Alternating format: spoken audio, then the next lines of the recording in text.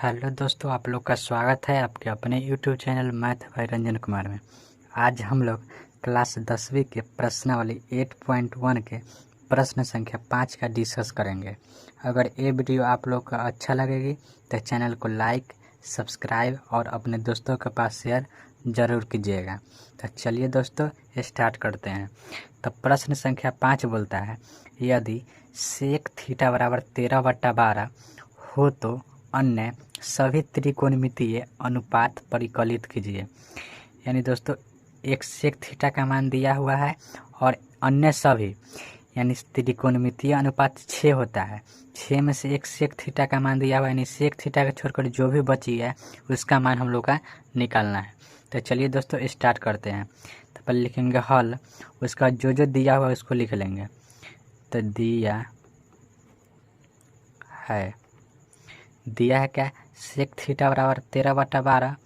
तो sec theta बराबर 13/12 यानी दोस्तों सेक थीटा का फॉर्मूला क्या होता है, कर्ण बटा में आधार। यानी दोस्तों अगर इंग्लिश में अगर लिखते हैं तो कर्ण को एच यानी हाइपोटेनस, आधार को बी यानी एच बटा में बी। तो हम लोग का दोस्तों कर्ण का एक मान है, एक आधार का मान है। तो इसमें सबसे पहले हम लोग को अब लंब का मान निकालना होगा, क्योंकि कोई भी त्रिकोणमितीय अनुपात निकालने से पहले हम लोग का 3 मान जरूरी है, एक लंब, एक आधार और कर्ण। तो हम लोग का कर्ण का मान दिया हुआ है, एक आधार का मान है। तो कर्ण बराबर है 13 और आधार का मान कितना है 12। तो आधार बराबर 12। तो हम लोग का कर्ण का मान, एक आधार का मान, और हम लोग का लंब का मान निकालते हैं।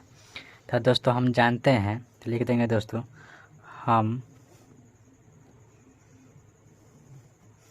जानते हैं पाइथागोरस प्रमेय से, पाइथागोरस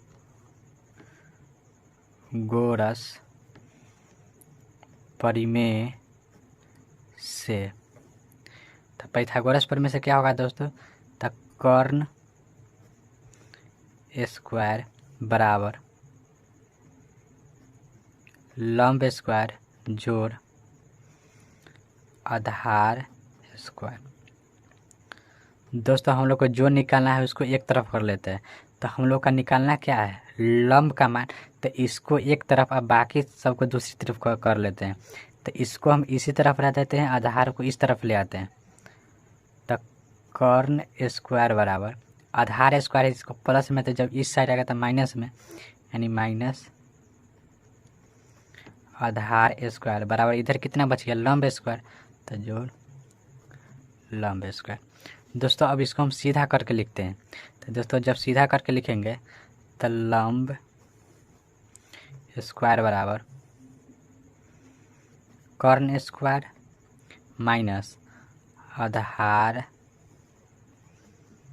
स्क्वायर। और दोस्तों इधर से अब सिर्फ लंब स्क्वायर का मान ही हुआ, हम लोग का सिर्फ लंब का मान चाहिए।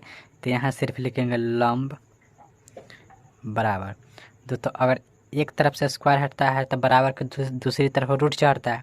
तो एक तरफ स्क्वायर हटाते हैं तो दूसरी तरफ रूट चढ़ेगा। तो रूट कर्ण स्क्वायर माइनस आधार स्क्वायर। दोस्तों मान अब पुट कर देते हैं। तो मान पुट करेंगे तो कर्ण का मान कितना दिया हुआ है दोस्तों, तो कर्ण का मान 13 और आधार का मान 12 है। तो यहाँ हम कर्ण का मान 13 रख देंगे। तो 13 का स्क्वायर माइनस आधार का मान 12 दिया हुआ था, यहाँ पर 12 का स्क्वायर। और दोस्तों इसको हम करेंगे 13 का स्क्वायर, मतलब 13 से 13 में गुना करेंगे तो 169 माइनस 12 का स्क्वायर, तो 12 से 12 में गुना करेंगे तो 144। दोस्तों अब 169 में से 144 को घटाते हैं। तो 169 में से 144 को घटाएंगे तो 25, तो यानी रूट 25। दोस्तों 25 का वर्गमूल कितना होगा, तो 25 का वर्गमूल 5। यानी दोस्तों इसको फैक्टर करके लिखिए, 25 का 5 गुना 5। तो वर्गमूल में 2 के बदला में 1 निकालता है। तो यहाँ 2 5 है, तो इसको हम 1 बाहर निकाल देंगे। हम लोग कहेंगे दोस्तों लंब का मान कितना चला है 5। तो दोस्तों यहाँ आप देखिए, हम लोग का सेक थीटा का मान बचा, यानी सेक थीटा के छोड़कर अन्य 5 हम लोग का त्रिकोणमितीय अनुपात 6 गो में से एक दिया हुआ है, यानी हम लोग का 5 और निकालना है। तो दोस्तों यहाँ पर हम 5 त्रिकोणमितीय अनुपात आप लोग को लिख देते हैं सेक थीटा को छोड़कर। तो 5 कौन कौन हो गया, एक पहला होगा साइन थीटा, दूसरा कॉस थीटा, और तीसरा टैन थीटा दोस्तों, अब चौथा कॉट थीटा, और पांचवा कॉसेक थीटा। दोस्तों हम लोग का 3 होता है हम लोग का दोस्तों त्रिकोणमितीय अनुपात 5 होता है। तो हम लोग का यानी त्रिकोणमितीय अनुपात टोटल 6 होता है, जिसमें से 5 को हम लोग का निकाला है, एक दिया हुआ है। तो दोस्तों साइन थीटा बराबर, तो साइन थीटा बराबर हम लोग जानते हैं लंब बटा कर्ण। दोस्तों जब इंग्लिश में इसको करेंगे तो P बटा में H, यानी लंब का मान कितना है, तो लंब का मान 5 निकला है, तो 5, और कर्ण का मान कितना, तो कर्ण का मान 13, यानी 5 बटा में 13। उसी तरह से दोस्तों कॉस थीटा बराबर, तो कॉस थीटा बराबर हम लोग जानते हैं आधार बटा कर्ण, तो यहाँ लिखेंगे आधार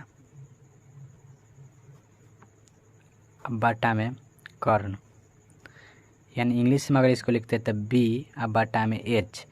तो यहाँ पे आधार का मान कितना है, तो आधार का मान दोस्तों हम लोग का 12 दिया, तो यहाँ 12 बटा कर्ण, कर्ण का मान 13, तो यहाँ 12 बटा में 13। उसी तरह से दोस्तों टेन थीटा बराबर का फॉर्मूला क्या होता है, लंब बटा आधार।